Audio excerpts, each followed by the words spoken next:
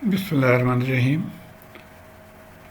ये graphical method of convolution series की एक और वीडियो है और इसमें प्राइमरीली हम प्रैक्टिस प्रॉब्लम 15.8 को सॉल्व करेंगे और ये सिमिलर है जो हमने एग्जांपल 15.8 सॉल्व किया था प्रीवियस वीडियो में, यानी 15.5 ब्रैकेट 3 में सॉल्व किया था।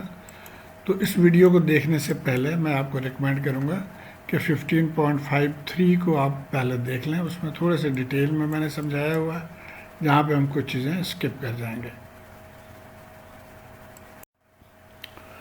तो एग्ज़ाम्पल 15.8 में ये सवाल था कि यूनिट स्टेप फंक्शन है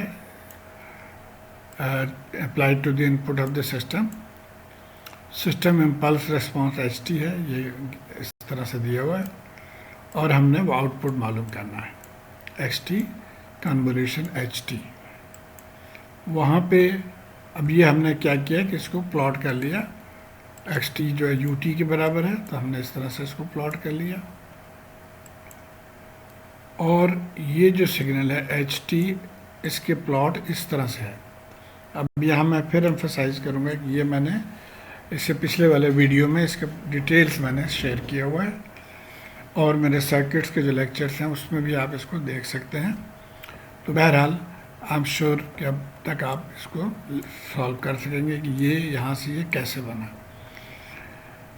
तो अब ये दोनों सिग्नल्स हमारे पास आ गए, इनको हमने कन्वोल्यूट करना है। इस वाले सवाल में ये दिया गया था कि आप एच जेड को आप फ्लिप करेंगे। अब यहाँ पे फ़र्क सिर्फ यही है कि यहाँ पे कह रहा है कि repeat example 15.8 using the second integral of equation 1, यानी ये इंटीग्रल था सेकेंड इंटीग्रल। और यहाँ पे आप देखें अगर फ़र्क, तो यहाँ एच जेड को टी माइनस जेड लिखा गया है, यहाँ एक्स को टी माइनस जेड लिखा गया है। तो ये फ़र्क है दोनों में। अब इसका एक्चुअल सवाल पे क्या फ़र्क पड़ेगा वो हम आगे देखते हैं।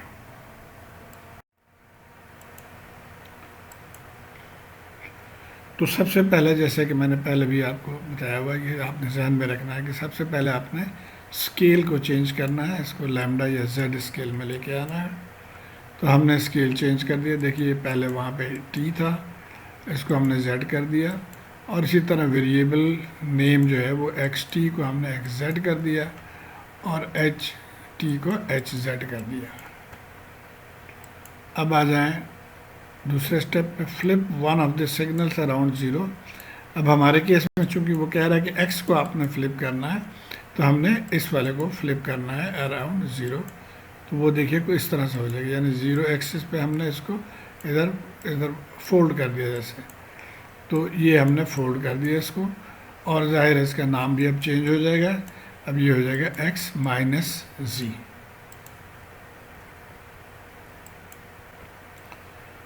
उसके बाद थर्ड स्टेप होता है कि move the flip signal to a point T. Basically ये जो वेरिएबल ज़ीरो है इसके जगह पे हम टी लिख देते हैं और इनको भी इसी तरह से मैनिपुलेट कर देते हैं इनके नाम।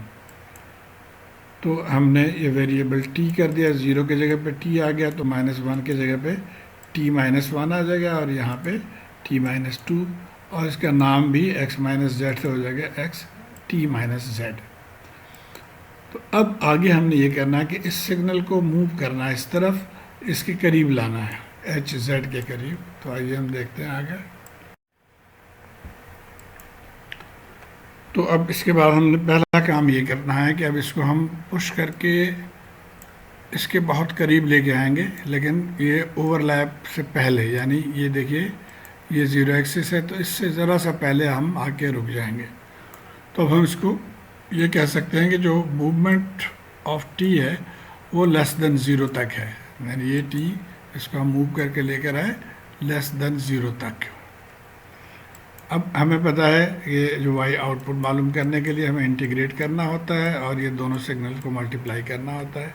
अब चूंकि दोनों में ओवरलैप ज़ीरो है, तो इसलिए ये इसका रिज़ल्ट जो है वो ज़ीरो होगा और इसीलिए हम ये कहेंगे since there is no overlap therefore output yt is 0 for t less than 0। तो ये पहला स्टेप आ गया। अब आ जाते हैं हम दूसरे स्टेप पे। अब हमने इसको पुश करके और आगे लेकर आ गए, और टी अब 0 और 1 के दरमियान है। तो अब आप देखें कि क्या यहाँ पे हो रहा है फिनोमेना, कि ये पोर्शन जो है वो ओवरलैपिंग है, और इसकी रेंज क्या है। यानी पहले तो हमने ये मूवमेंट ऑफ टी डिफाइन कर दिया कि 0 से 1 तक, 0 से 1 तक। लेकिन जब हम इंटीग्रेट करेंगे, हैज़ ओवरलैप, यहाँ से यहाँ तक ओवरलैप है। अब ये हमारा इंटीग्रेशन फार्मूला है। अब हमने यहाँ पे लिमिट सेट करना है। अब देखिए, लिमिट स्टार्टिंग तो 0 है, लेकिन ये यहाँ पे कहीं पे ओवरलैप ख़त्म हो जा रहा है यहाँ तक के। तो ये पॉइंट यहाँ से डिफाइन नहीं है, इसलिए हम यहाँ से लेंगे, और ये पॉइंट टी है, तो इसलिए हम इसको 0 to t लिख लेंगे। तो ये 0 to t हमारा लिमिट आ गया, और ये आगे पीछे लिखने में कोई फ़र्क नहीं पड़ता। z को हमने पहले लिख लिया। अब 0 to 2 लिमिट में वैल्यू क्या है, यहाँ से ht 1 है, और ये भी 1 है, तो 1 मल्टीप्लाई बाई 1, और इसको जब आप इंटीग्रेट करेंगे तो ये हमें आंसर t आ जाएगा। अब हम इसको मज़ीद पुश करते हैं। अब हमने इसको पुश करके 1 और 2 के दरमियान हम लेकर आ गए। अब यहाँ पे क्या चेंजेस आप देख रहे हैं कि ये तो जैसे पहले मल्टीप्लाई हो रहे थे आपस में, 1 और 1 ये मल्टीप्लाई हो रहा है। लेकिन एक और भी चीज़ कि अब ये -1 जो है, ये भी इस 1 के साथ मल्टीप्लाई हो रहे हैं।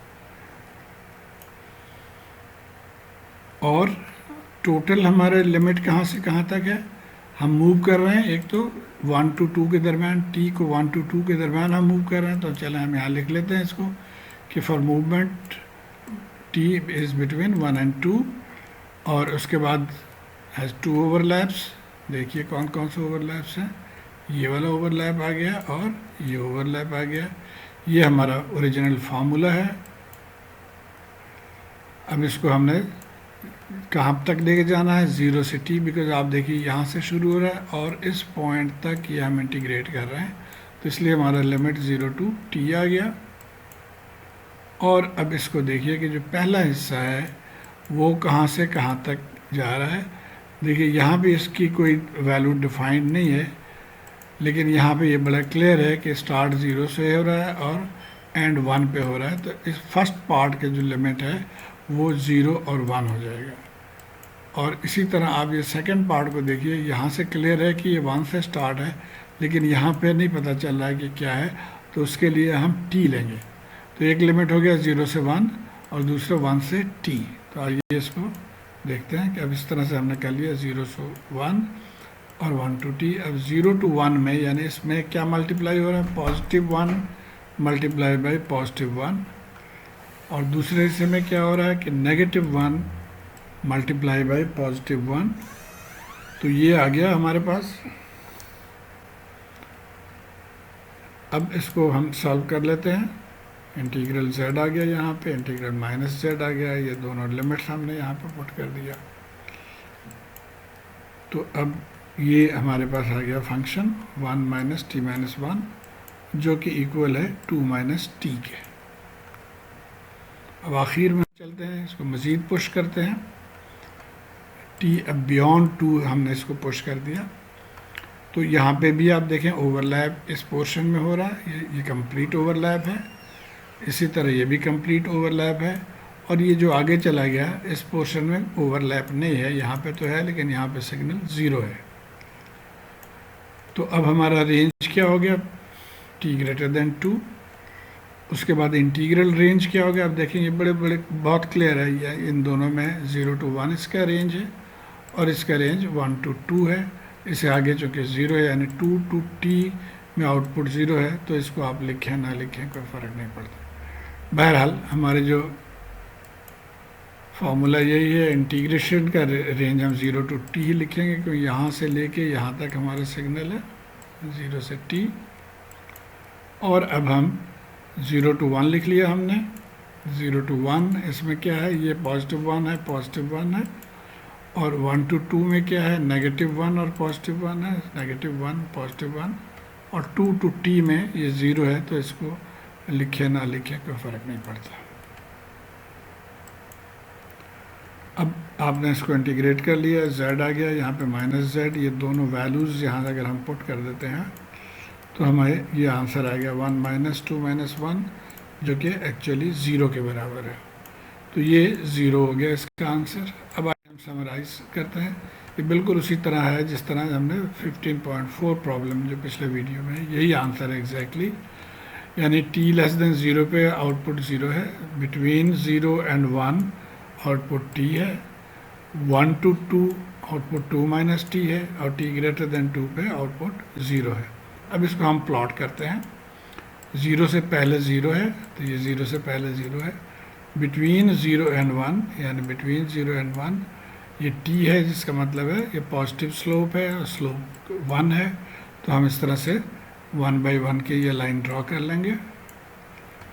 और उसके बाद अब दूसरे पे आ जाते हैं। -t के मतलब है कि नेगेटिव स्लोप है और 1/1 का है, तो ये नेगेटिव स्लोप हमने यहाँ से ड्रॉ कर लिया।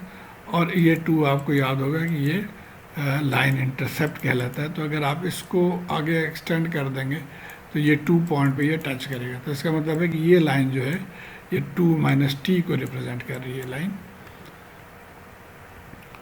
और फाइनली t>2 पे आउटपुट 0 है।